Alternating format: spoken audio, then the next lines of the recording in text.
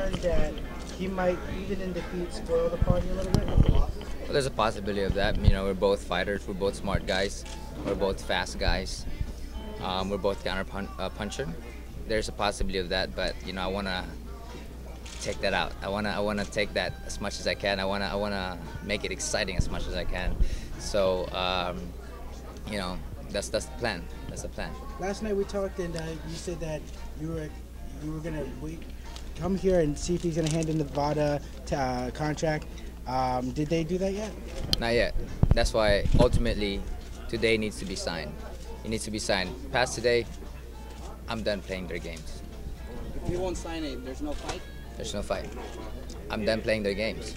You know, I gave them. They demanded me to fight with them. I gave them that demand. They called themselves out by taking the test. They said they'll take the test. It's a BS test. Okay, take the test. So we agreed upon it. And now that we're here, they're trying to play this game, that game. You know, it's a simple thing. Either you sign it and prove that you're clean, or not sign it and play games thinking that I'm gonna give you more chances. So, you know, take it or leave it. Nonito, he says he already signed. You didn't sign. That's what he said. The VADA. VADA is a 24, 365, meaning that I'm always signed, meaning that every day they can test me. Do you get what I'm saying? It's the contract. Until that he signs that VADA, then I will sign the fight. Do you understand what I'm saying? So it's up to him to make that fight happen. Why do you think they're stalling? They're stalling, you know. I mean, there's a lot of speculation. Maybe they're stalling to clean themselves out, or they're stalling to play this game. You know, all merely speculation, because you know nothing is for sure what's going on. But I know that they're playing games, and I'm not playing games. You know, I wanted to make the Abner Mares fight happen. This fight, they didn't make it happen. Now we got Rigondeaux, and they're playing games. You know, I don't need this. I know the testing is voluntary. You don't require your opponents normally to take the test. In the future, as you're moving up in weight, do you think that maybe you should employ like a Floyd Mayweather policy where everyone should, so as to not only? I think so. I believe that it's good for boxing at this level. Now that everybody's getting caught from different sports, you know, iconic guys, you know, who are doing it. I mean, I think that it's a must for a big fight, you know, and from this point on, I do want to make that a mandatory for guys that I fight. I mean, I think, you know, not that I'm doubting them, but because, you know, I believe that it's good for the world of boxing. It's good and it's encouraging to other fighters. Nonito, with the success of your fellow countryman Manny Pacquiao, what kind of pressure does that put on you to perform and perform well? You know, I've been in this game for quite a while, so there's really no pressure in terms of you know, just in my head, you know, as long as I do my best, I think that I can lift my head high, just doing everything that I can. You know, there's really no pressure, but just you know, trying to get the win. We work hard for it, and we just leave it up in the ring. The closest you've fought in the Tri-State area has been Connecticut, but now you'll be fighting in Manhattan. What's it going to be like for you? Well, actually, I fought at the theater here, Madison Square Garden, okay. and you know, that was exciting. But again, I had an unfinished business because I felt like the crowd wasn't, you know, they didn't enjoy the fight, and I'm here to entertain them. I want them to have a good fight. You know, I want them to have an exciting fight, and I want to do that. What do you know about your opponent, and what do you think the difference is going to be in this fight? I don't know much about my opponent right now. I haven't really seen him fight. There's only one fight that I've seen, and the second fight, which was the second day, 2 days ago. 2 days ago, I saw one of his fights. So I don't really know much of his opponent, but once this finalized, then I will study him and I will know everything about him. You talked about the testing and this issues with that. How much of a distraction could that be leading up to this fight? There's no distraction, you know. I really just go with the flow.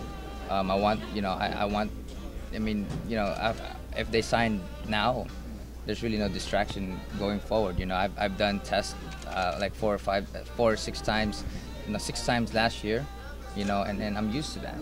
What will you have to do in order to come out of this fight a winner? Work hard, confident, in my confidence in myself. You know, I'm gonna pull out speed, power, and everything that I can that I'm gifted with. You know, so, but definitely working hard.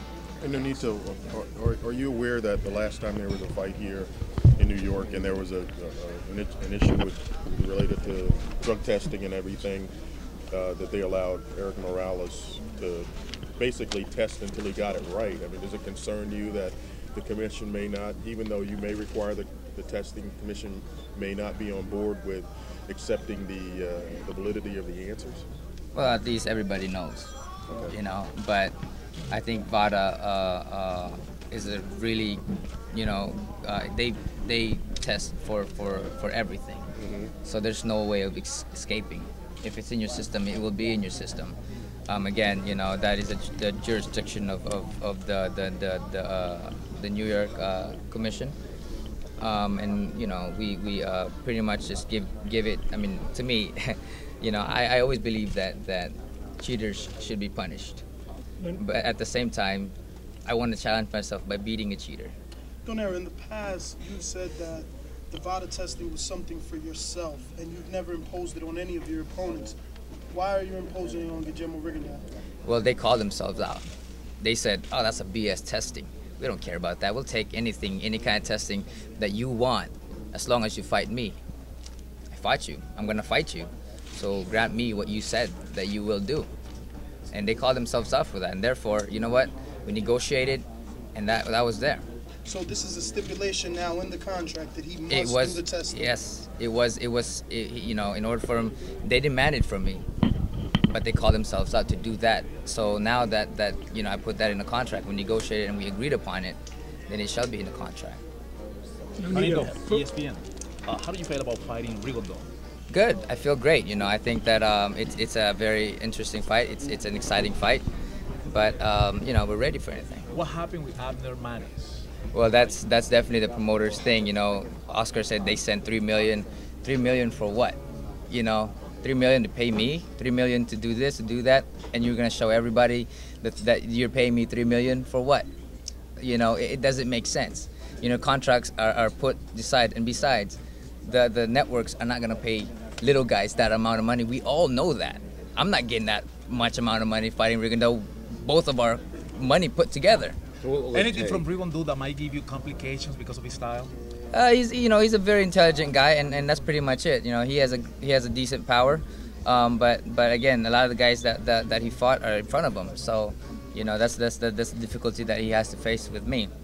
But again, you know, he's gifted with great decent speed, great power, and you know, and he's intelligent. So you mentioned that you have a plan if he moves a lot. If he tried to run. Oh yeah, I mean, there's always a plan. I've learned with Narvaez's fight. I've learned with Matebula. I've learned with Nishioka and all the previous fights, and you know, I've become more smarter throughout. And I think that I can.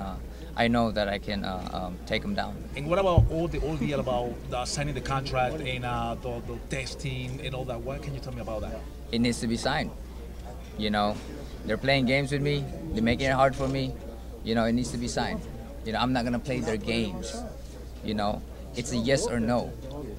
You know, if you have nothing to hide, you know, if you said that you'll do this test on public, on the record, that you'll do this test, then there shouldn't be any problem for you to sign this contract. Now you're playing games with me, and I'm done with this game. You sign it or not. Today it needs to happen, and if not, I'm out. Should you come up victorious? Abner Mares or come up in weight? I want to fight Abner. You know, when they ask me who is left at 122, I want to fight Rigondeaux and Abner. You know, we tried to negotiate with Abner, didn't happen. You know, Abner's getting fooled by his promoter. People are saying this, saying that. His promoter is saying this. You know, I haven't seen anything. And feelings about fighting in New York? It's great. It's great. New York is amazing. You know, and it's always fast paced. Even with clean drug tests, the allegations still exist. Arce is now saying that Manny Pacquiao must have been on something. Well, there's always an allegation for everything. I mean, they say the same thing with Marquez. They say with this, you know, I mean, you know, the body type, the body that he came in the fight compared to when he fought Mayweather. You know, there's just a lot of allegation. You know, with Manny, they're saying that this and this because he's moving up in weight, or this guy and that guy. You know, I mean, to me, you know, that's not me. You know, it's not me. People has their own virtue, their own theory in life, and their own theory in boxing. I love the sport of boxing. It made me who I am. It gave me everything that I have, and the least that I can do is to show that, you know, it's an amazing sport, and by doing so, I want to support it by doing this that I'm doing with VADA. In regards to the Can you contract step with inside a Golden little bit Boys, away because your nose is right in the shot of it. in regards to the contract from Oscar De La Hoya, why does it matter to you where the $3 million comes from, as long as the contract stipulates that you get paid $3 million? Where it's coming from? I mean, it could be from sponsors. It could be Sponsors. some money from the site fee. It could be from the Well, I network. had asked them to send it to my manager. They never sent it to my manager. I had asked them to send it to me, so I will change it myself. They never send it to me. So what can I say? There was a contract floating around that got But do you posted on understand that Boxing. it's Did you public? see it? It's public. No, I understand. Do you but know? did Do you see see the that? contract? Yeah, but did you read the contract, the text of the contract? That means if I do fight them at any moment in time, they can postpone without penalty. What am I supposed to do? Sit down for 9 months? They want my date. They want my HBO date. What am I gonna do? Sit around, wait for them until they say, oh, you know what? We're gonna postpone it 3 more months. You know what? We'll cancel it. So what am I gonna say? I told them, send it to me, send it to my manager. We'll change all that up. I haven't seen anything. They want to play this game. That's why I said, you know what? If you guys want to make this fight happen, I want to make this fight happen. What do you feel would be different after this fight, if you get past this fight, assuming that you do? You still want Mares. What do you think would be different in the negotiations? Would you attempt to start the negotiations instead of waiting for Oscar De La Hoya to do it in social media, to post the contract on boxing websites? Would you send Cameron Duncan to De La Hoya and Richard Schaefer to get this fight done for the fans? The thing is, a lot of people don't understand that, you know, it comes up to the network, it comes up to the promoters. You know, I mean, there was a time when I didn't fight for a year because the promoter didn't like me. You know what I'm saying? So back, you know. So what am I supposed to do? Sit down? Sometimes you just gotta be like, hey, you know what? You work well. I'm happy with where I'm at because I'm getting fights, and that's what it's all about. You know, one way or another, I give my names of the guys I fight. I want to fight. Last year, I actually give the name for Abner and Rigondeaux. You know, but you know, mostly with Abner, we want to make the fight with Abner. That's where the negotiation started. You know, they said they'll make it happen. They'll make it happen. But again, there's feud between the two bodies. You know. In the past, when people would mention Rigondeaux as a potential opponent for you, you would say that he needed more fights. He needed to get recognized. I still think the same way till this day. But they called me out. You know what? They want to make the fight happen. Let's make the fight happen. So what's the difference between Guillermo Rigondeaux, who's the WBA champion, and Jeffrey Matabula, who was the IBF champion that was unknown, and his only fight was against Celestino Caballero? Just because you're unknown doesn't mean you're nobody. I was unknown when I beat Darchinyan. Nobody knew who I was. You know, I thought that Matabula was going to give me a hell of a trouble because he was tall. You know, and I can still say at this time he can outbox a lot of the world champions of this weight class. But what was the difference between him and Rigondeaux in terms of popularity? Well, popularity, the thing is, at that time, the network were gearing for Rigondeaux. Now with Matabula, it was easier to make fights because we didn't, you know, they weren't asking for a whole world. As of these guys, they think they're the ish, so they're gonna ask for more. Then I mean, he's getting paid more than he's ever getting paid in his life, and that's the only reason why fights don't happen, because these guys try to tend to price themselves beyond what they're supposed to get. How bad is it for boxing that you and Mares can't get it on? It's unfortunate because I know Mares wants to fight me, and he knows that I want to fight him. And you know, the crowds and the fans, the boxing fans, are the ones that are suffering. You know, the ones that are getting the end of it. You know, and that's unfortunate because they know I want to fight him. He knows that I want to. You know. Realistically, will it ever happen? At this time, as long as me and Mares can just keep pushing it, You know, we just got to put a pressure with the promoter, and we're hoping that will happen. But again, you know, you see Manny Pacquiao kind of Mayweather thing where, well, not the fighters with Manny Pacquiao and Mayweather. They're both like playing their high power persona. But me and Mares, we just kind of want to fight, you know, and it's the promoters that's playing the high power part. How important is it to you to get the chance to fight him?